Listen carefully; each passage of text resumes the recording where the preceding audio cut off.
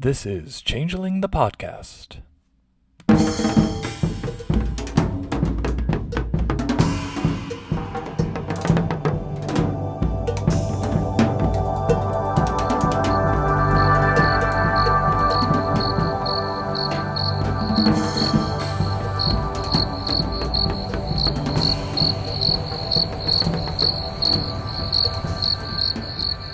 Welcome to Changeling the podcast. Come for the glamour, stay for the vibes. I'm your host Josh, and with this is your other host Puka. Say hi, Puka.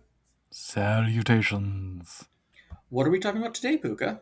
We are wrapping up the third in our trifecta of episodes on the Changeling 20th Anniversary Player's Guide. This being chapters 4, 5, and 6. The latter third. And also wrapping up Changeling the Dreaming official books published to date.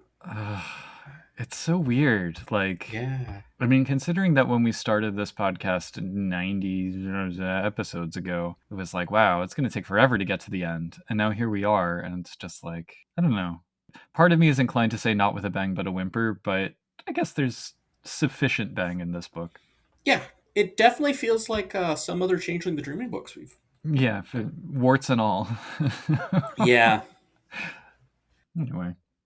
So if you haven't listened to the first two episodes on this book, do feel free to go back and listen to those. But otherwise, Yeah, I guess... and I will say about this book also, each chapter is almost completely disconnected from every other chapter. Oh, yeah. Each chapter could have been its own book. And yeah, there's a handful of references between chapters, and that's it. It's not... I kind of wonder, just from like the bits that have trickled through, from our own conversations and then through conversations we've heard on Mage the Podcast, for example. Shout out to Terry and Adam at Mage the Podcast. Mm-hmm. But the idea that there may have been other books planned, and when Paradox bought the IP, those were immediately scuppered. So it was like only things that had already been approved were able to continue. And it just kind of... Well, I'll say more about it at the end, but it's depressing. Oh, yeah, so next one, first, chapter 4, Deeper Mysteries, which... Yes. I guess if you have to have a framing title for this chapter, it's not really... Yeah, I mean, that it could go pretty much anywhere, couldn't it? Yep. And we get the first one, your favorite, right? I'm sure you love this part, the Immortals. Yes. Well, so in the introduction, they say that chapter 4 is about fey nature and some of the consequences that come with being one of the Síocháin. Awakening to your changeling nature means accepting big changes to who you are. These changes don't always come at the hands of a corrupt political system or in a new setting. Sometimes it's about the personal choices you make and how those choices affect your future, which could mean almost anything. Yep. But yes, in light of the Síocháin, the immortals in question here, it is kind of developed as this personal quest kind of thing. Changeling Golconda. And I have thoughts about this because way back in the day on Shadow and Essence, those storied forums, there was briefly, in addition to like Ketbukildu and the other projects that I've been working on, there was a book of the Síocháin that I had been involved with. I don't think it ever really got past preliminary stuff, and I didn't go back to scrape the text when I had access to the remnants of those forums. But it is something that, yeah, they're near and dear to my heart. So yeah, they go in and they say this is like basically almost every changeling will come undone or whatever, die, except for, I can't pronounce it, the Immortals. And it's balancing between their mortal and fey selves and for balance, which was what I was saying before. And then we get a mantle. Yeah. The blessing from the world of stories. Let's say, let's look into how much this is about balancing your fey and mortal selves. Yeah, there's that. I mean, I'm glad that we got rules at all, because that statement about balancing fey and mortal selves was hitherto like the only thing we had ever learned about them. So the fact that we have actual mechanics and a process is helpful, maybe. And conceptually, I'm all for the mantle because it makes each of them unique, and it is kind of a stepping stone to, I almost want to say, like the inhumanity of the gentry that we see in Lost, for example. I was getting serious Scion vibes, if you're familiar with that game, which was originally a White Wolf game that Onyx Path actually bought instead of just licensing like World of Darkness. And it's about playing gods, or also mortals who can become gods. And that's kind of how this feels, very vaguely. I'm not saying the mechanics are the same, but the basic ideas reminding me of it. I still haven't played it, so I that's haven't good to either. know. But yeah, it is. You do take on. I don't know what the word for it is, but calling it a mantle would make sense. You're taking on like the concept of a divinity and playing out its story. Yeah. So, That being said, in terms of like whether or not this is necessary to achieve the same ends, because I imagine some players go into the path towards Síocháinhood or whatever you want to call it, or they mhm, previously had gone into that kind of for the benefits of, well, immortality and balance and whatever. But mhm. we have now the Fairy Eternity merit has been made much cheaper in C20, and there's also the Living Legend merit. And I kind of feel like if you have both of those, what makes this distinctive from both a story and mechanics point of view, you know?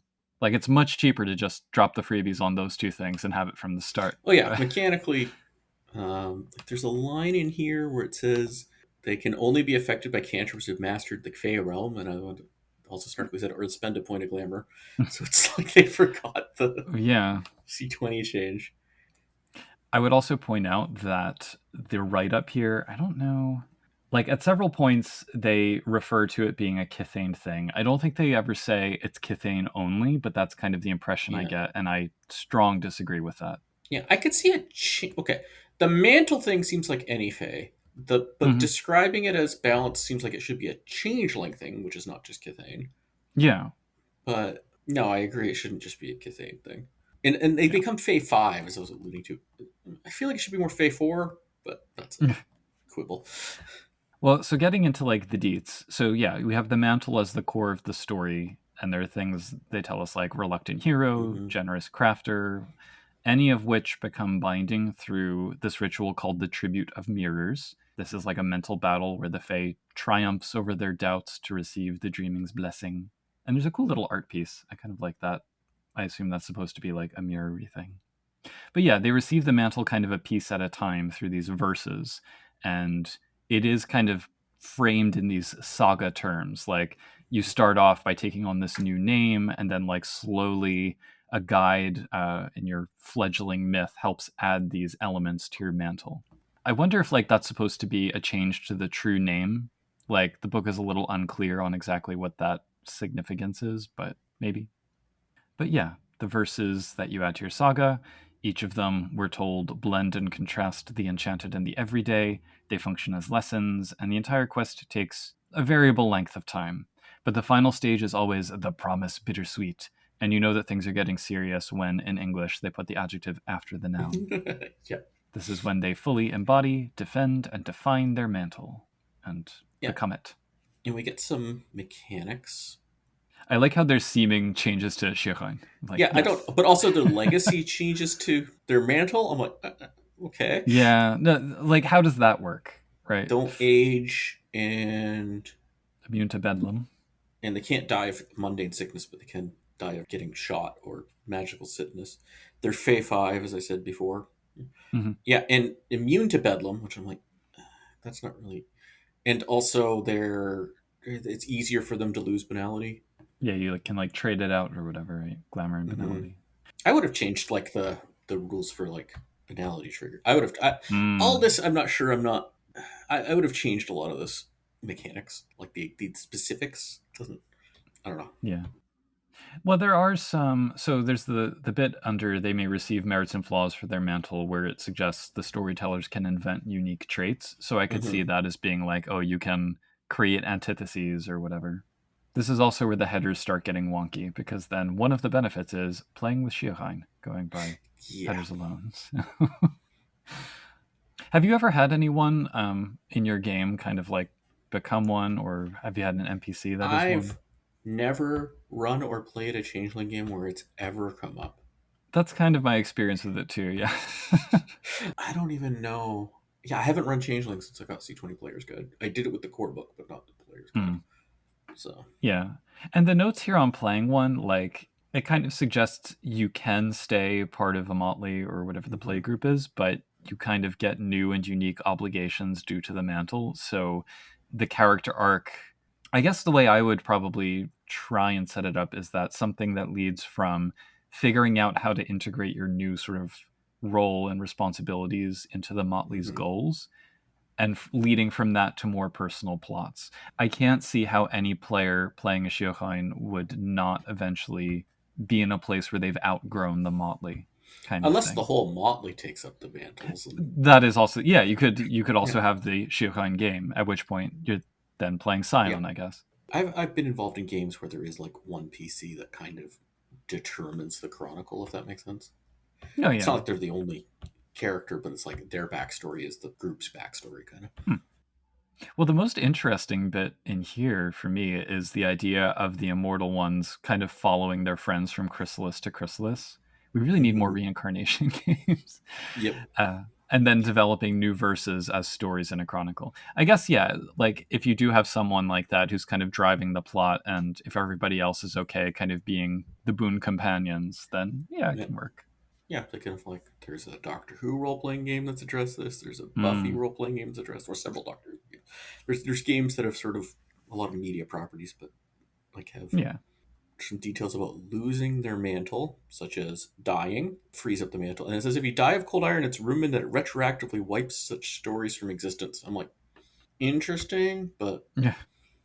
How does that work exactly? yeah, this is strict unreliable narrator, like very clearly. Yeah. There are rumors of this. There's definitely rumors of this. Well, all of those wiped out stories have always already been already forgotten. Yep. You can also give up a mantle voluntarily, to be clear. Or if someone worthier comes along. Or yeah, the dreaming can be like, you suck. In relation to a conversation that came up on the Discord recently, we have notes about their society being centered on regional small councils, which can be called for any Mm-hmm. reason, and global grand councils, which are occasional, but the dreaming sort of bends to make sure all of them get there. I like that it notes they meet in an innocuous space. What does this suggest, the existence of these structures? What does it suggest about Fey demography? How many Síocháin are there if they can have Yeah, little regional council meetings? Because I feel like there should be 12, you know? Like, there should not yeah, be that's that true. many running Even around. if you say there's millions of changelings, Yeah. even if there was 8 billion changelings, if every human was a changeling, it still shouldn't be that many of these. Yeah. Like, How many mantles are there to go around? yeah. There's some Inconnu vibes here as well. Like, Mm-hmm. and not only with the sort of Golconda state thing that you get in Vampire, but also that their purposes are kind of world shaping. I was also getting ferryman vibes from Wraith. I don't speak Wraith well enough, but sure. Yes. We get two samples, the Knight Errant and the Wolf who solves problems. Mm-hmm. But that's them. I want more mantles. I find this not like it's not helpful. Like to have this many. Yeah. Like I would have wanted more because I'm still like a little bit unclear of how to make. I find examples helpful, so that would have been nice. I do have this like notion at some point to do a storyteller's vault project that's just a set of examples for like a couple of the more wiggly things in the game. So in particular Síocháin and Lycians, Mm-hmm. just to kind of model ways to do them. Yep. But that's for like way down the line. Okay, so next we'll move on to this nightmare and bedlam section. Yeah, which just kind of comes out of nowhere. Yeah. It starts off kind of descriptive. Nightmare is described as being inevitable, subtle, and persistent. And I like all of those things, except none of them are actually true from a mechanics perspective No, in terms of like the nightmare trait. I So, feel like the nightmare trait just like imbalance. I think works as a term, but the nightmare trait doesn't even fit. It has nothing to do with dark glamour. It has nothing to, like it's just I think it's a bad word for it. yeah, What it is. I mean, I don't like that it's describing in a way that it does not work that way. Like, Yeah. it is mathematically spelled out how nightmare happens so you can avoid it. It is front and center and causes issues, so it's not Yeah. subtle at all. Well, technically, nightmare doesn't do anything. It's only when it turns into imbalance. That is not subtle. Yeah, Well, yeah. that can be a little bit subtle. I guess if you have one dot of imbalance and you have like 4 willpower, it might never come up. We've had Well, this online, like how much willpower do people spend, and it's varies heavily by chronicle by chronicle. But I find it rare in any game I've been involved with for somebody to have actually spent all their points of willpower. yeah, that's true. Well, imbalanced stages are maybe a little bit more accurate because it's described as towing the line, the tipping point, and an uneasy aura. And I guess I like that in terms of thinking about how it slowly Mhm. accrues. Like, it does have this sense of mounting doom, I guess. And then Bedlam can unfold as a forced march, which is like glamour hoarding, slow decline when you hang on to your fey nature too long, or willful abandon, you just get drunk on glamour. Mhm. But yeah, overall very descriptive, not really any mechanical stuff in that. I made a note. I'm like, I don't. If this was a book, fine. But I find with our limited word count, this felt very wasted. Yeah, I would have liked so many other parts of this book, including this chapter, expanded upon as opposed to that part. I think this might have also been the page, or maybe it was earlier, where I noticed that in my PDF at least, by the page number, it claims that this chapter is the introduction. Yeah, Whoops. Editing. yeah. Oh, yeah. There's a. This feels like a first draft. This whole. We'll get to the whole book later. Well, it's not. We know specifically that it's not a first draft Yeah, because it's the revised PDF. But yeah. anyway, So we get the Lost Ones, which have now changed it to be Changelings. I I don't like that. yeah, I They're don't supposed to like be this. True Fae. It's just Changelings and Bedlam, and Bedlam now, from a second edition perspective, the last stage of Bedlam is now Bedlam, Mm-hmm. and yeah, they're not the ones who stayed behind, locked in their freeholds that they were before. There's also like this random fiction paragraph that I didn't really understand why that was there, but Mm-hmm. okay. Yeah, and then we get into like cold iron cleansing and stuff from like previous editions. And some big art. Yep, That is big it art. spans pages. That's like V5 level big art. But anyway, I wouldn't know. I do like that we get the additional Bedlam thresholds that can come up. So we have the Misguided Muse, Old Legends, Past Life, Uncanny Valley, and Unleashed Echoes. Definite quiet vibes. I don't quite understand how it fits into our existing imbalance mechanics, though. Oh, I think it's just additional options for when you trigger a Bedlam threshold, Okay. like the ones Oh, that that are makes in. sense. Yeah, Yeah. so Okay. I like having more options. That's cool. But yeah, this section, I was less into it. I don't know. Yeah. And then the next one. Musing the darkness. All right. I don't like. Okay, if you give me a one paragraph summary of this section, I will go, hey, that's really cool. I would like this, and that makes me all the more disappointed of what we get. I think that paragraph exists, and it's in Harbingers of Winter, and it's called Dark Glamour. Well, I don't like Dark Glimmer either, but anyway, that's another story. But that part of that book is like a distillation of all of Yeah, this. so we get So Dark Musing, which is just ravaging basically, yeah. mostly, and then we get Dark Rapture, which is just rapture that's dark. Okay, fine, and then we get Super ravaging. light. No, we're supposed to be. It says Sealy ravaging, and it's just more ravaging. Yeah. I would have loved to have. Okay, here's what I want: dark musing, which is just musing, but like for bad stuff, like you're encouraging bad things, but musing. And I would like positive ravaging, which is like inflicting banality, but to curb excesses of glamour, if that makes sense. Like somebody's life's falling apart because of too little banality, and you introduce some banality into them. That's what I wanted from like the other ravaging stuff. There's bits in the Reverie section that I think are kind of pushing towards if you are aggressive and insistent towards your dreamer and it pushes them to Yeah. create art, then that's dark and musing. I Mm-hmm. guess what I have difficulty with is the idea that that is solely a glamorous act. If there was some kind of system that almost like combined ravaging and reverie, I guess I could kind of understand that.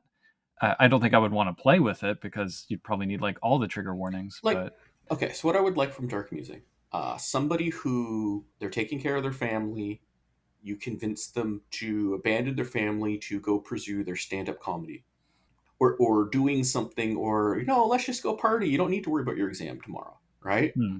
I want that kind of thing for dark musing, and then ravaging would be like the opposite of that, where like somebody's like a dreamer whose life is spiraling, and you kind of use ravaging to get them back on track. Something like that. That's what I Well, wanted. That's not what we got. but like that's also a discussion that's come up on the Discord previously, Yeah. the idea of ravaging towards good ends or musing towards dark ends. And that's not exactly what this is. No, that's what I wanted. That's not Yeah. what we got. Instead, we got two more kinds of ravaging and called them different things.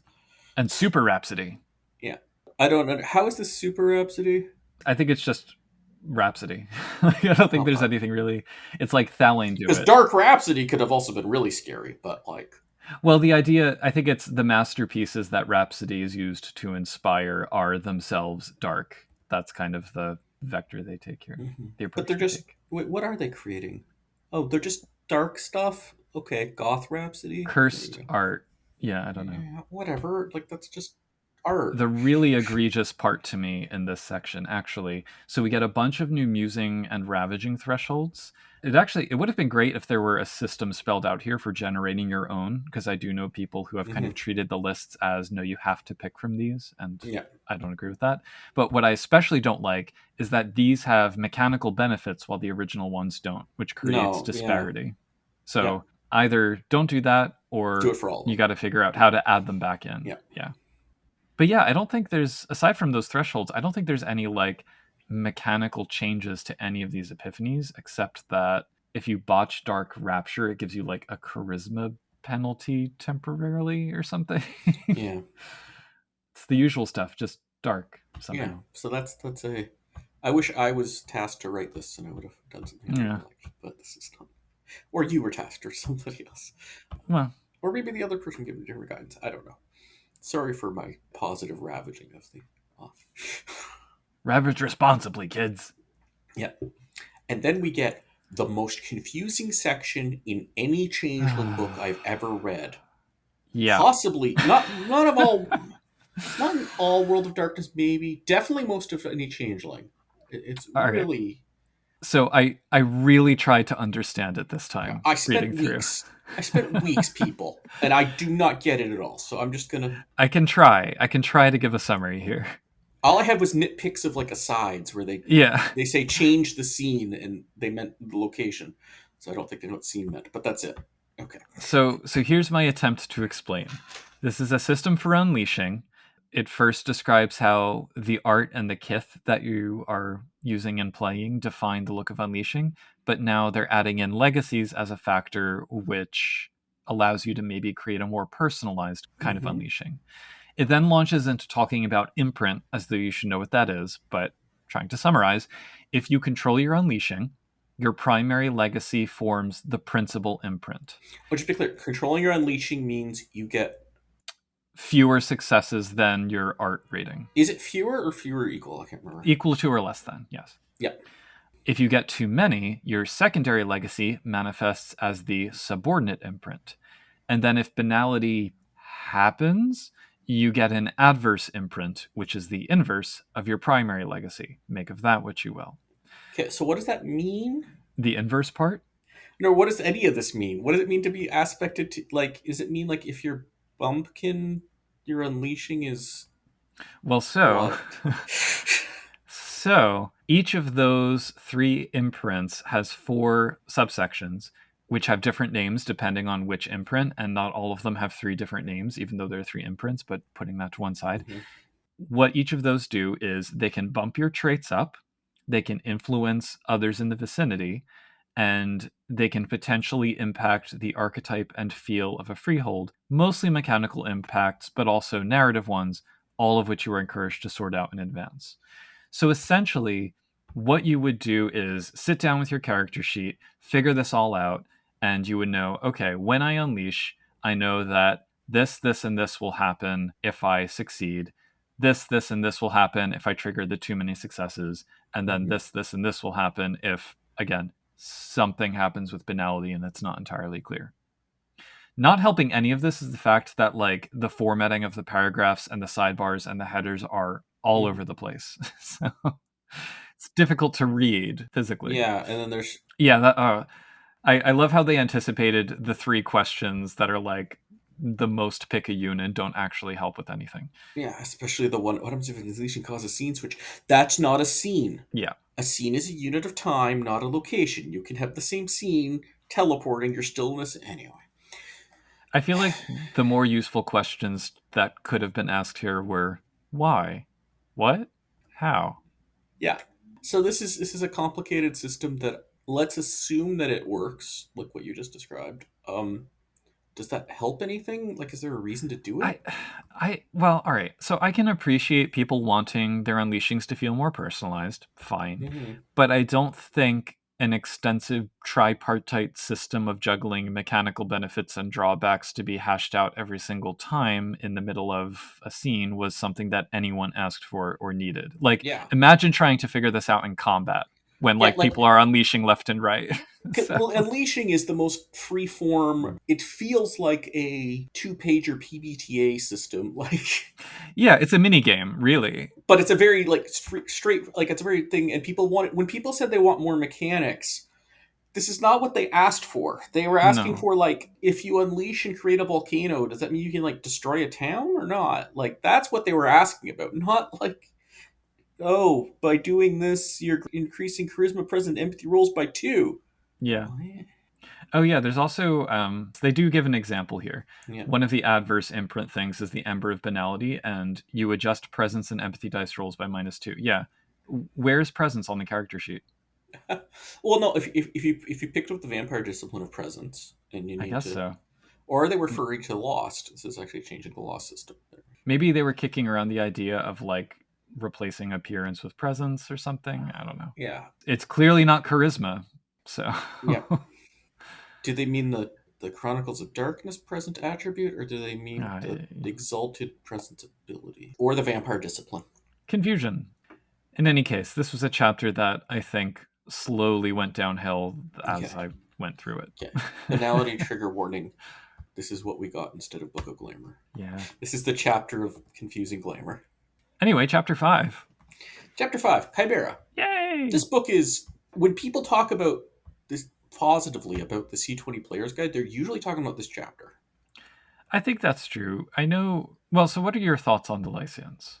I think they're kind of neat, but I think making player character Chimera where what Lycians are doing is kind of, I mean, we were talking about like inanimate Chimera, Yeah. there's the like of the dreaming heart versus not, and this is like of the not where they have an object. So Lycians are sentient Chimera, technically playable rules here for something Technically. that has an object associated. Meanwhile, chimerical items don't have special rules for that, and I think we should just have playable character chimera, and you may or may not have a physical object associated, and I don't even know if it really should matter that much. Yeah. So I know that people have said they're hard to figure out in the ecology of like chimera versus an anime, but yeah, like I like the idea of an object with a chimerical aspect that, by accruing emotion and dream to it, becomes Mhm. sentient and animate. In connection with our interview with Shenfan, that idea. What was that one group called? Oh yeah, There was an incarnation group that was that essentially, objects coming to life. yeah, So that kind of helped me yeah. conceptualize The it. Like, Velveteen Rabbit, or Hobbes from yeah, Calvin and Hobbes, or well, like with Hobbes from Calvin and Hobbes.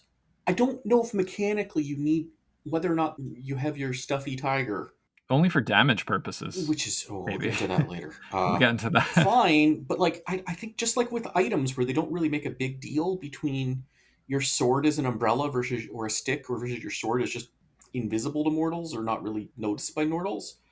I don't think there's a big difference there. I don't think they need the anyway. Well, I mean, I think metaphysically and conceptually, it makes perfect sense. Mechanically and from a play perspective, yeah, who cares? But Yeah, the two things that I actually would quibble with the most here are first the idea that these are apparently new to the dreaming. It yeah. started with the evanescence. I'm like, Well, it gets what? even weirder. So, inanimate chimera, whatever. Animate but non sentient chimera with physical aspects have been around since the resurgence, and then the sentient animate chimera with physical aspects have been around since the evanescence. Why? Because they're creatures of nightmare for unknown reasons, apparently. Yeah. So this is something that happens that can happen. I've seen with fan projects. Sometimes you get a bunch of fans interested in a project, and like four of them are all into it, and they're all and everyone's yes anding each other, and they're throwing in different ideas. And individually, these could have made something different that would have been good, but altogether, you're like a confusing soup. And I feel like that kind of happened. You can carve off Lycian aspects that would be great, but Yeah. It's a confusing soup. The other thing that confuses me, my second issue here, is that the object in question that they're associated with need not be physical. And I'm like, then why are they different from But yeah, all right. So that's my confusion going in. I'll just say Yep. that. I don't really understand why they decided Lycian was the best name for them. They're like, oh, it's the homeland of the Yeah. Chimera, and I'm like, well, but Chimera in the game have very little to do with like the mythological beast. Yep. So, eh. And they all get blessings. So these are basically your guises are your kith. Can I just read the page 149 descriptions real quick?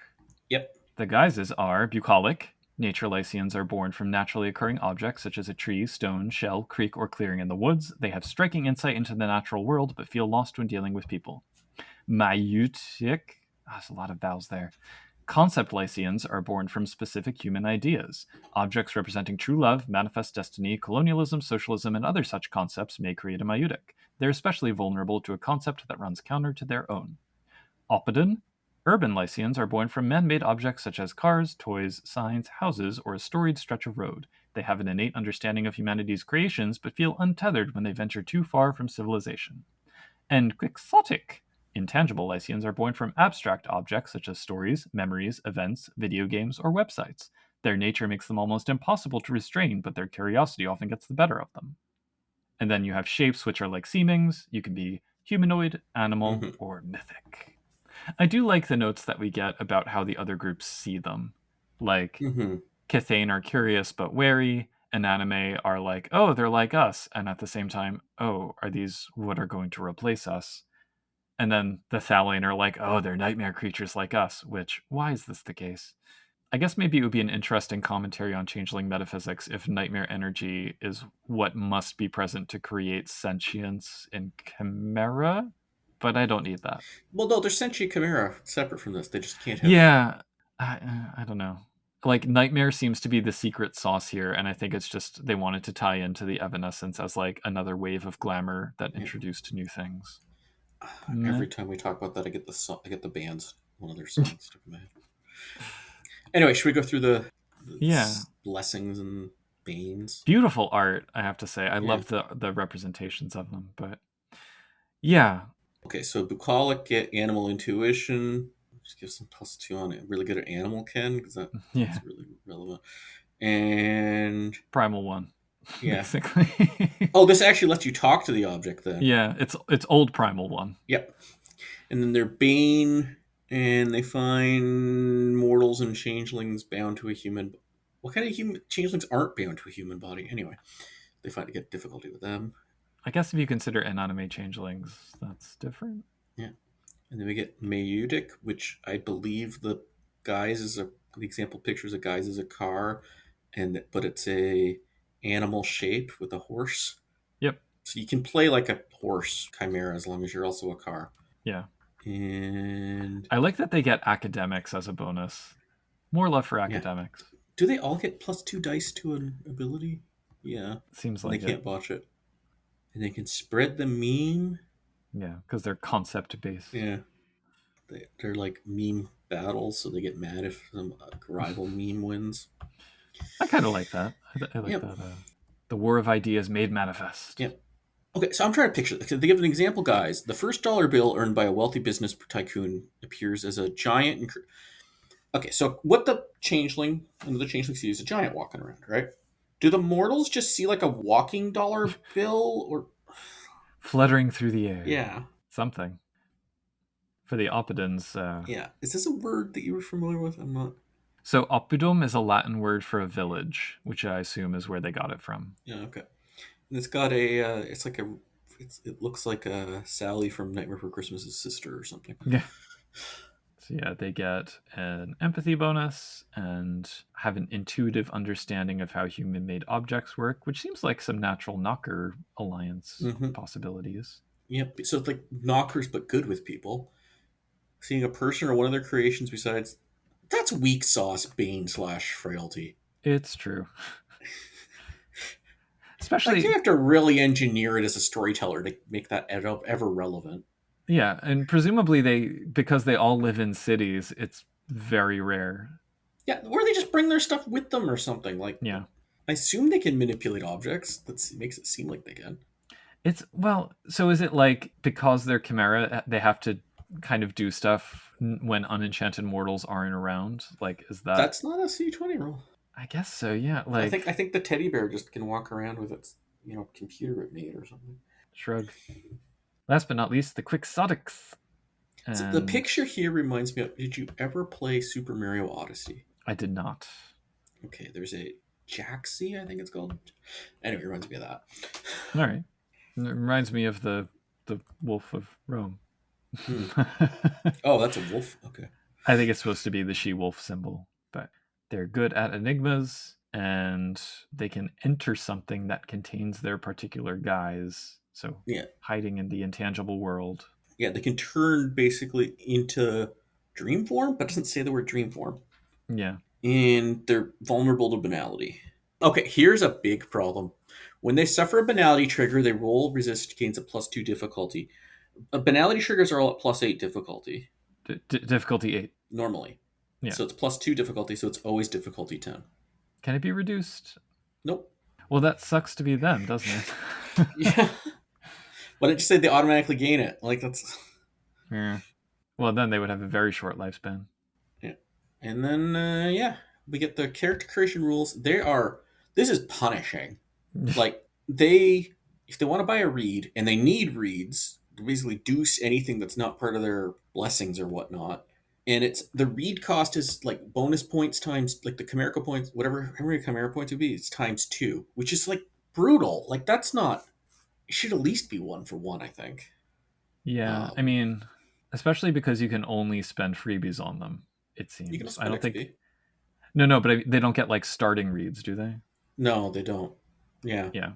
If I was doing it, I'd just make chimera rules. May or may not have a physical object. You get your base stats, and then you get so many chimera points. Yeah. So they get a thesis, which is like their guiding concept. They get legacies, one of which must be nightmare, because sure. I like that reaping is back as a system of glamour getting. It's like, Hmm. yes. I mean, But only content warning, here, but yes. Yeah. not for Thalane or something. Yeah, well, it's rumored to be accessible to Thalane and Nadine. Okay, So, but they can't do unless they take a read for it, which they can't really afford. They can't do like epiphanies. yeah, but they can still spend time in a freehold or use Mhm. dross or eat other Yeah. chimera. So there's ways. I mean, I've seen enough changeling players, like people playing actual changeling characters who also don't really do epiphanies. Yeah. So, And then their banality, it says, basically works like they don't get an antithesis, but their banality mostly works like changeling, except for they get 2 additional triggers. Oh, unless they're a humanoid Lycian, which I don't know why that would matter. They take an action as possible for the guys to accomplish in front of an unenchanted mortal, or they contradict their thesis. so their antithesis is their literal antithesis. Huh. And their health levels work just like things, so they can't buy up extra health levels like a chimera could. That first banality trigger. So if that dollar bill like knocks a wall down, that would be a banality trigger. I think if just the dollar bill does much of anything, it'll Opens a door, yeah walks. hails a cab. Yeah. Yeah. But if they're human, it's fine. The dollar bill can do all those things. Do people see humans then? It doesn't say. But like if it looks like a dog can run. I don't know. What, the dollar bill can't sniff around? We get allies as a background, which hitherto had not existed in And C20. why is it only Lycian? No, no, it says changelings can take it as well. So, Also, their health works just okay. Their health, they're way more vulnerable. well, they can soak lethal damage, which gives them a little bit of a step up. Yeah, but if they ever, but they're way more vulnerable to like chimerical damage. Yeah. Also, okay, so they talk about banality stuff. Like, do we actually get rules for like how chimera suffer from banality in C20? Honest, I cannot remember at this point Yeah, in time. we should know it's worse for Lycians. No, it's better for Lycians than for the other kind. Sure. Oh, and then they get Changeling Companion, which is just a flipped around. They should have given us like how many freebie points your Changeling has. Yeah. A couple new merits and flaws and reads. I mean, the two places at once, even though it sucks that it's so necessary, that is kind of a cool Oh, thing. I forgot to mention something earlier when they said the reads. They said you can also use reads from Oh yes. Well, Dreams and Nightmares. It's the one reference I've seen to. You can look in a book from a previous edition. I mean they had to because there's so Yeah, many. but there's reads in other books too. But Well, there's some later in this yeah. chapter as No, well. I mean, and So there's other pre C20 books, but you're only supposed to use Dreams and Nightmares if you're not going to yeah. use C20 book. So then we get a few Lycians of note. There's Koakai, the bucolic mythic manifestation of waves off Maui, who embodies exhilaration at nature's force. Misty, the humanoid Mayutic, tied to a Mustang, symboling freedom of the open road, which I thought would be the one they pictured, but that seems to be an animal instead of a Mm-hmm. humanoid. So, yeah. And then Romana, the animal quixotic expression of Rome's GPS coordinates. Sure. Does that mean she can only be at Rome? I I cannot tell you. I have no idea how you would do damage to her. But she can enter Like the dreaming, so I guess not. I think I agree with you that this was came up through a yes and session and a lot of things were Yeah. not thought through. Yep. And I also don't know, like, I mean, in terms of their role, not their metaphysics or their mechanics, how does something like Romana differ from, in major werewolf terms, the city spirit of Rome? Like these are the questions that I'm Yep. left with.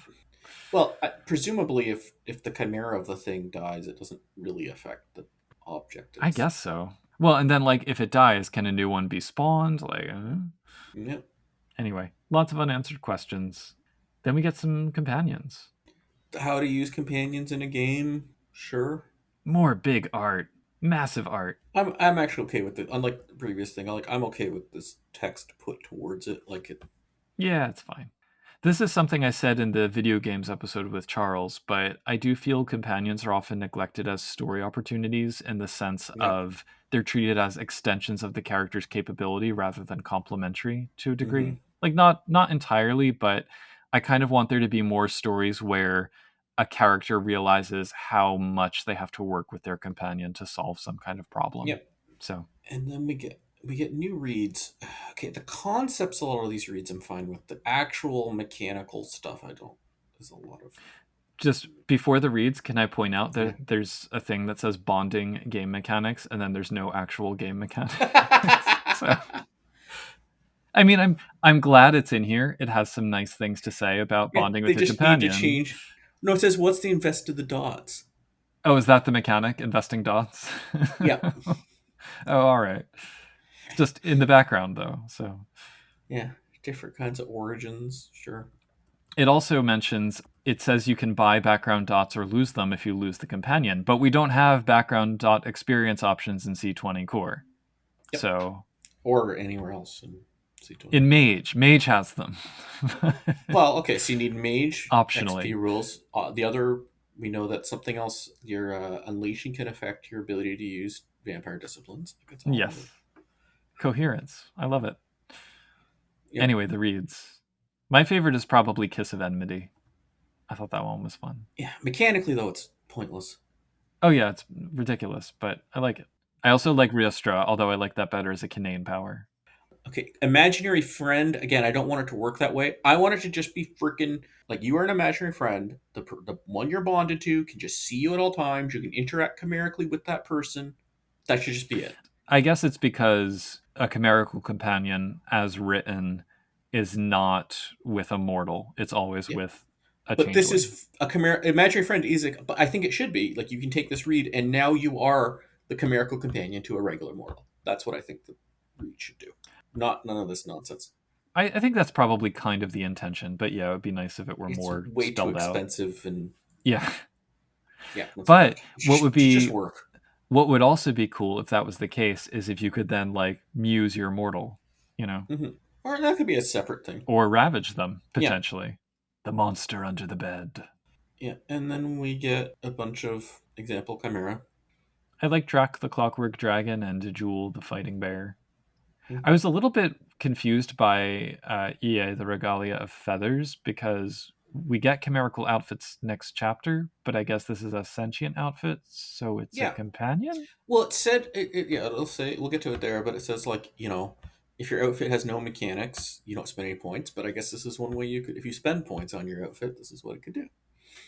Notably, all of these, with the exception of Harold, have a mundane counterpart, which Yeah, I had never particularly thought of companions specifically as having a mundane but aspect. here's a question then: what's the Mm. difference between this and Lycians? Yeah, great question.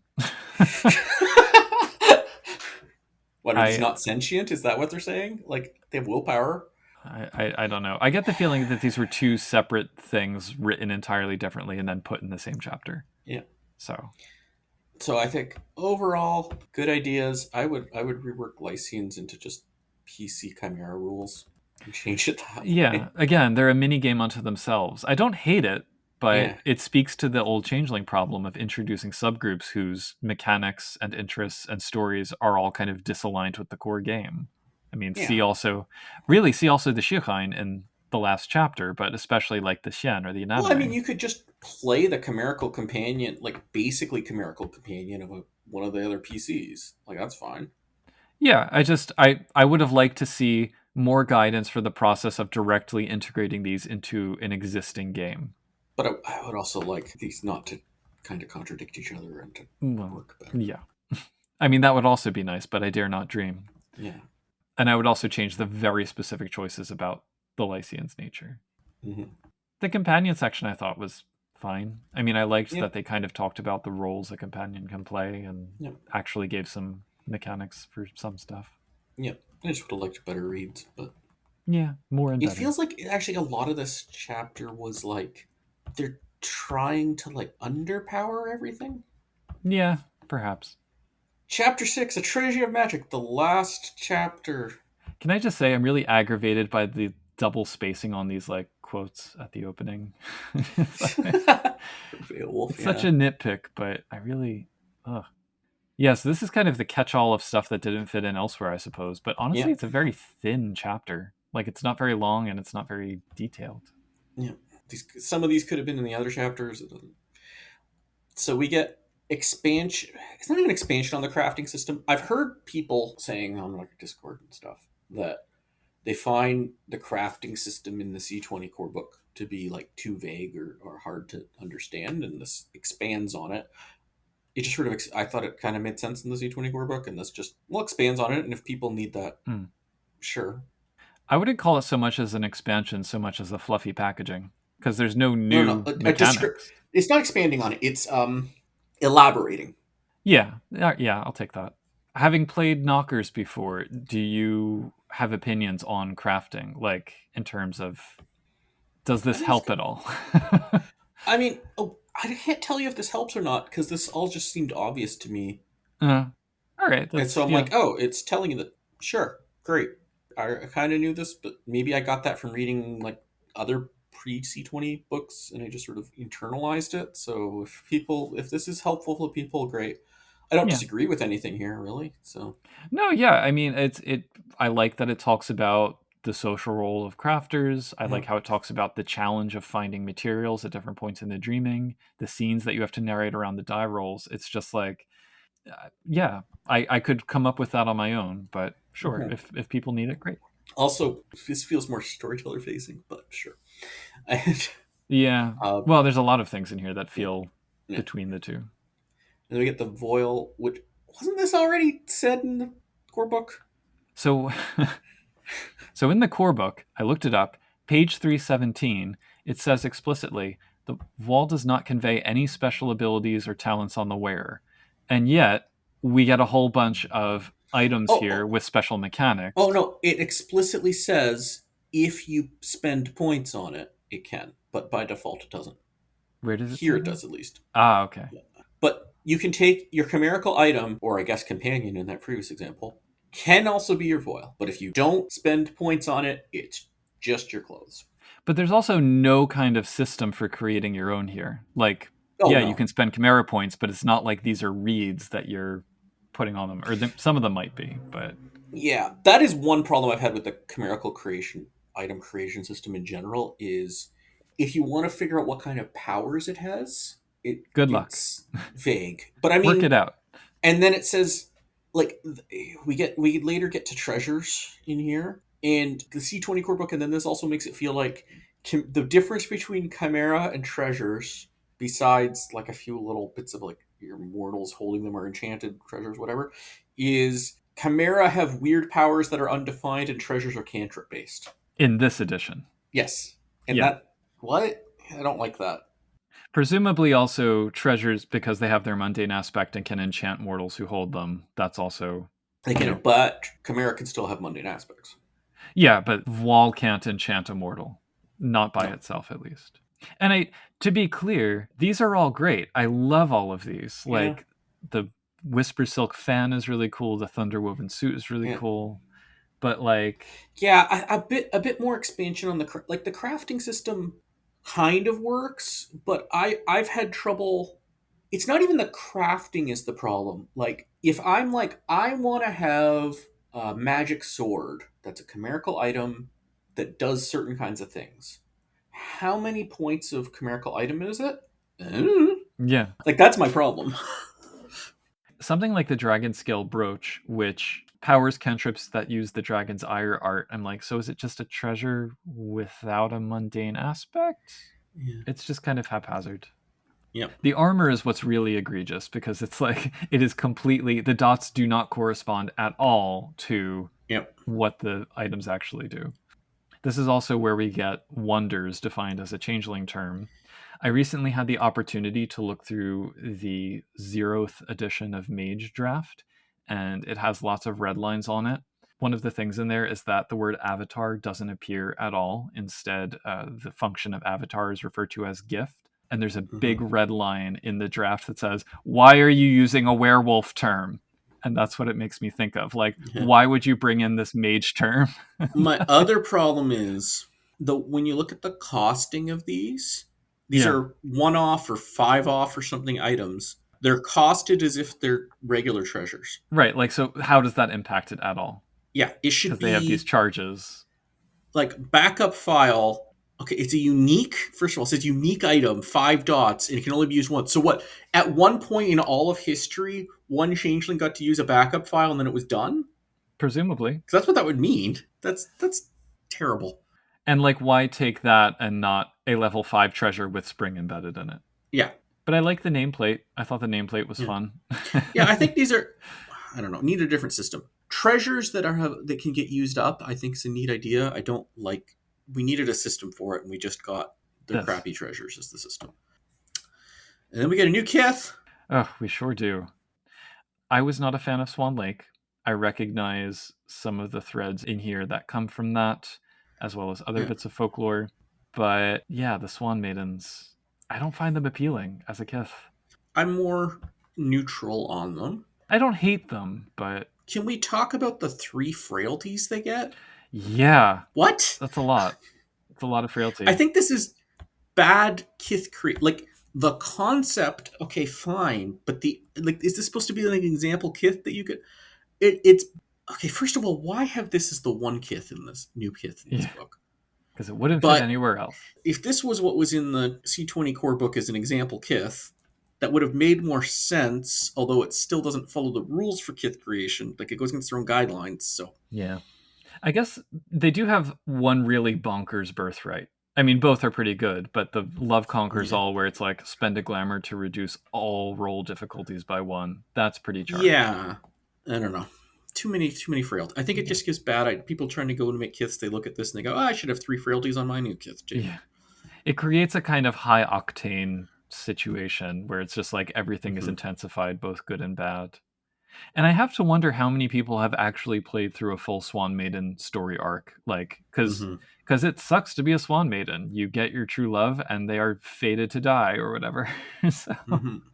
but it opens up some really deep story possibilities if you do it right, I Mm-hmm. suppose. Yeah, Um, this would actually have serious problems in a changeling LARP. Like, let's suppose they redid the mechanics for work in LARP, because because of the no willpower regain after sex. no, True Love's Curse. Sorry, it was just a crude joke on the expense of LARPers. So let's suppose you run a game. Let's suppose you run a weekly LARP. Well, your frailty means Yeah. if you fall in love with another player character, that player character will die by next session. And you're pushed to fall in love because your Yeah, birthright, it's like you get so many benefits from it. yeah, So yeah, yeah. Their frailty. One of their 3 frailties is a superpower. It Oh, indirectly sort of it offloads some of the Leonin stuff yeah, onto them, which is interesting. But yeah, I don't know. I'd like to see more permutations of the mytheme of like the Swan Maiden, because there's other tragic romance threads to explore in folklore, but yeah. just actually integrating one of these into a game seems like it would just suck in everything I else. feel like if one of us was the developer, like a lot of this book, we would have said, okay, that's a nice first draft. Something like that. And we get two new. Well, it says new arts. I'm going to disagree that these are new arts. These both existed. Although the previous version of the Changeling 20th Anniversary Player's Guide was especially not new because Infusion was largely copied and pasted from Kithbook Knockers. I realized my physical So, copy is the same as this new. oh, I good. thought it was the old one. Hooray. So this has, I would say, infusions better than the Kithbook Knocker one, but still has serious problems. Very similar serious problems. Mhm. Basically, I don't think art should only have one realm. And this is the Fey realm. Some of the cantrips, only one level of the Fey realm is applicable. But it is a little bit broader than in the Yeah, original. so it's a bit better. But I would have liked to expand it to. I think they should. If they're going to take an art, they should try to find for as much as possible each cantrip find uses for every realm. So, just briefly to summarize, the levels of infusion allow you to, in order, discern chimera or treasure aspects and traits, make repairs or adjustments, create glamour batteries, fundamentally alter chimera, and create sentient ones. Mm-hmm. But this is also where all of those hefty creation mechanics are hiding. Like, we don't have to go into every detail, but they cover a lot of the edge cases, except, of course, the ones we just had earlier in the chapter. But Mm-hmm. so this has to be the largest art write-up that we've seen Mm-hmm. because it's just pages. And I have to wonder, when we looked at the whatever it was, Daedalon art that was going to be in Book of Glamour, I wonder if some of that found its way into this. Oh wait, no, I disagree. There's a different version of infusion I like better. It's in the LARP Player's Guide. Oh, all right. Well, we can just kind of combine them all into some new Yep. form. And then we get Tailcraft, which it's Tailcraft but not useless. It's not useless, but it's also not very distinctive to me.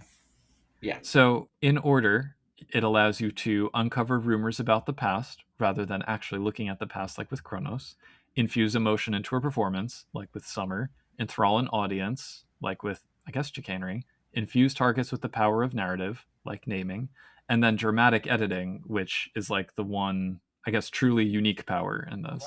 Yeah, like seconded Soothsay. Yeah. All right. So, so like second. So yeah, it feels kind of cobbled together out of Yeah. other arts more than the old version. I don't know if I could have if someone told me like look at what was in the Kithbook issue for Tailcraft. Now make it like a decent art. I don't know if I could have done really better than this, but the question is why does it need to exist? I guess is the biggest question. Well, I would have been happy to see it get a little more meta, even, and to lean into things like lesser forms of dramatic editing or manipulating Yeah, successes. I miss you, old soothsay. Maybe it seems more cobbled together because now we do have so many arts to cover so yeah, much of this. yeah. But If it was all like making stories happen, but yeah, it can't all be meta. That's it should also be like good at yeah, actually telling stories in character. But I don't know. at Like, least it's not like re-rolling dice is pretty awesome, I have to yeah, but it say. wasn't like crappy special effects that you could do better with other arts like previous Yeah. Well, and a lot of the old Tailcraft stuff was pushed off into the new arts. Yeah, So, but some of it was also just in chicanery. yeah. And then that's it. So this chapter, I mean, some great ideas, so many points where they were executed confusingly. I love that there are empowered chimerical items that aren't Mm-hmm. treasures. I have no idea how to properly build them. Swan maidens are interesting. They feel like an afterthought that should not have been an afterthought.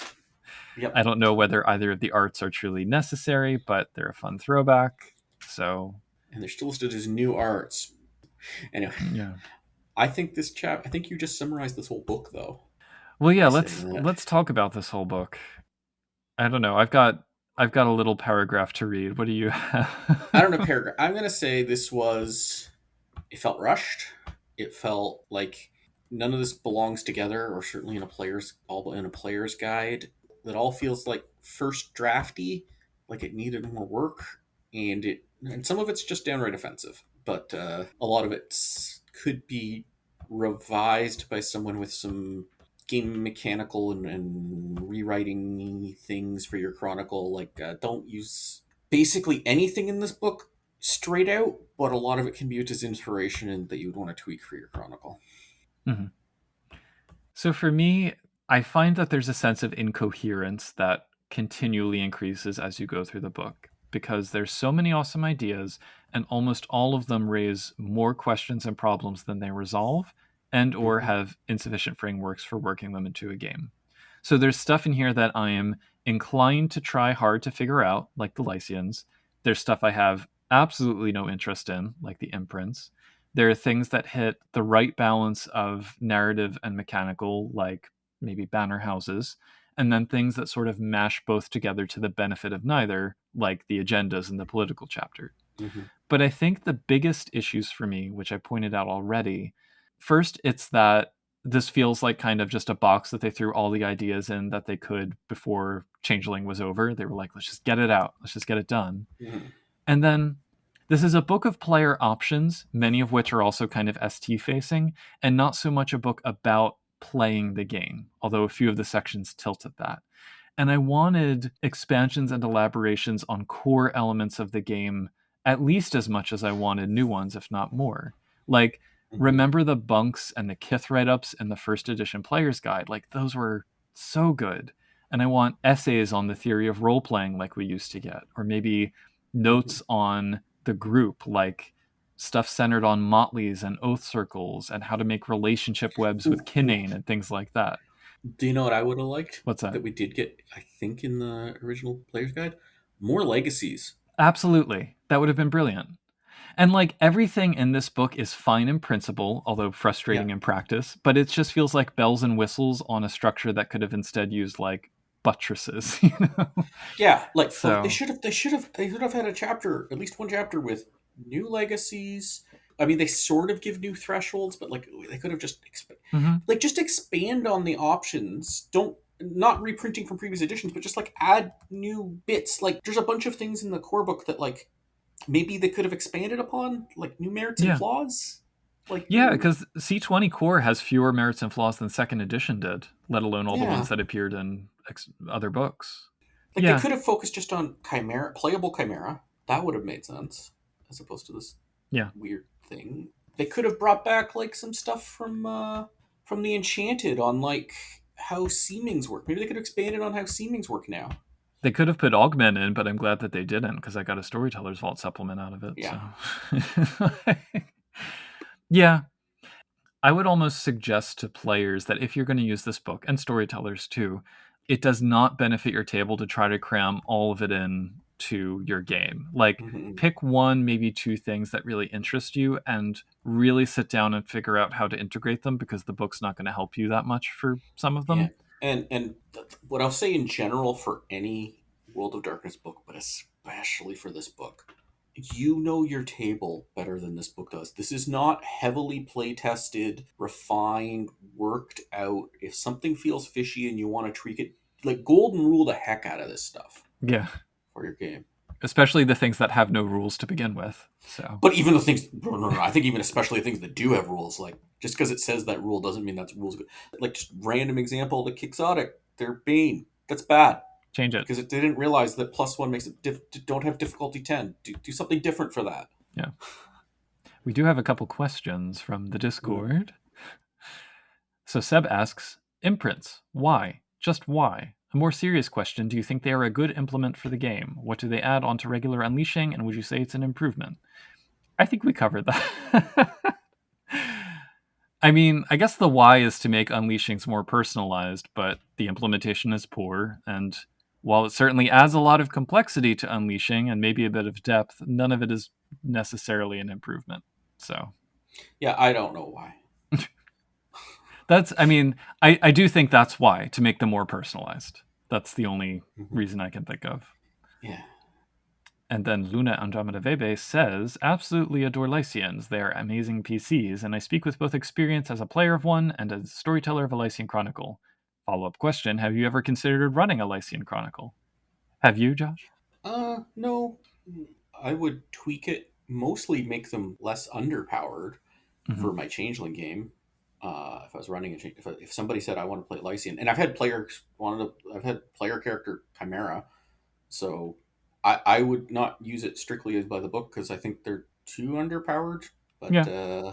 if somebody wants to play one, I'll definitely let them play it. But I'd just be like, how about we make your stuff a little bit better? Yeah, for me, sure, I've considered it, but not really Mhm. seriously. I wouldn't do an all chronicle, just like I don't think I'd do an all an anime chronicle Oh, or see, I would, because I think they work better. hmm. I think I would have to do less heavy lifting to do an all Lycian or all Inanimate Chronicle. Because I mean, Would you do a crossover Lycian and anime chronicle? yeah, maybe. I think there's some interesting story potentials there. Because ultimately, what always kind of concerns me is when you have groups with different concerns and themes and metaphysics, the play experience to me feels shallow. You can't Hmm. get deep into like the character driven stories and the goals and the obstacles Hmm. that the individual characters want as easily, in my opinion, because they're so divergent. I'm much more willing to do. I dislike having scenes that have all the player characters there. I think I'm doing something wrong Hmm. if all the player characters are there. I like having split. Usually, not every single player character's on their own, but they might be just two at a time or on their own. Some of them's on their own, and then I just jump frequently. I try to aim every 5 minutes, roughly, out of game between jumping between scenes, and I just if they want to have different stories going along, that's great. You can sort of interconnect it, Hmm. but so I think in that case, like a Lycian or an anime and a A mixed Kithane game. and Yeah. yeah. You could also probably say the same about like a play by post game online. Hmm. But yeah, I mean, Godspeed to the people who make it work. I haven't tried, so Hmm. maybe someday. Anyway, thanks for the questions. And that's uh that's it. That's the end. Yeah, that's the end of Oh man. where we are. I mean, I can't do tea leaves. We are unlikely to get a Changeling Fifth Edition official. Certainly not by next season. Yeah, certainly by next season. I doubt ever, but we'll see. I'm not always good. I'm not. I do not have soothsay myself, but I want to keep doing this podcast. We're not planning on ending it, but Oh yeah. given how long it'll probably be till we get official changeling things again, if ever, I'm not so sure we'll keep ever. Maybe if it happens like 20 years from now, I doubt we'll still have changeling the The podcast the going. next generation. Yeah, we'll just bring it back. We'll get the band together. If we do end the podcast, here's the thing: you're allowed to bug me to try to bring it back. All If a right. new book, if a new official Changeling the Dreaming book, especially a new edition, comes out. I'm using contract 4 to hold you to that. Yep. In the meantime, I guess we're going to keep on keeping on with what we can, and Yep. people should join the discussion. If they want to do that, Josh, where should they go?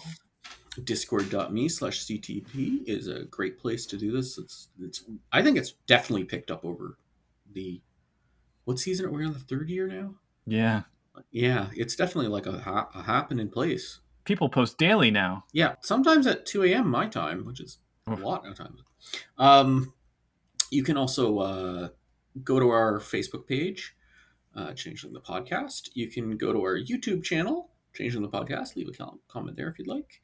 You can go to we're still on Mastodon, changelingpod@dice.camp. You can always email us, podcast@changingthepodcast.com. You can go to our website, changingthepodcast.com. You can even listen there and leave a comment if you want, although there are podcast apps, which is how I like to do things.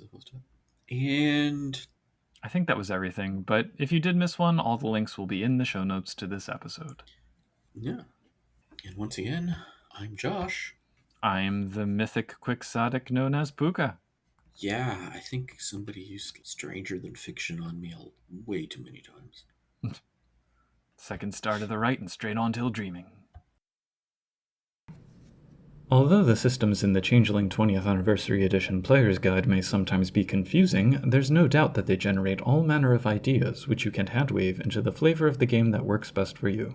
Are you into the notion of a Síocháin who croons gin-soaked jazz in a darkened, smoky nightclub? That mantle is available. Looking for a trick-or-treat Lycian villain to throw into your Halloween one-shot? How about a Maiutic representation of ancient foulness tied to that bag of candy corn that's been in the cupboard since 1972? You want your swan maiden to actually be a Canada goose, you say? How romantic! When it comes down to it, the golden rule is there to never let systems get in the way of a solid brainstorm, and as we close the pages of this final official book for the game line, that's the pole star we keep coming back to, so we encourage you to do the same. We also encourage you to check out our Discord to keep the conversation going at www.discord.me/ctp. Visit to find out news and more about plans for the future of our show. You can also support us through our Patreon at www.patreon.com/changelingthepodcast and receive benefits including a shout-out at the end of each episode, like the following fine fae: Anarchist, Derek, Dorcadus, Elleris, Eobol, Jason Vines, Oreo, Roscaboose, Sanchiger, Seja, Terry Robinson, Tricerabeth, and Victor Torre. Extra special thanks to them all. And of course, we always appreciate reviews on the podcast listening platform of your greatest convenience. With that, may this episode be a Tailcraft unleashing, blessedly free of imprints, simply to ensure that all of you may keep on dreaming.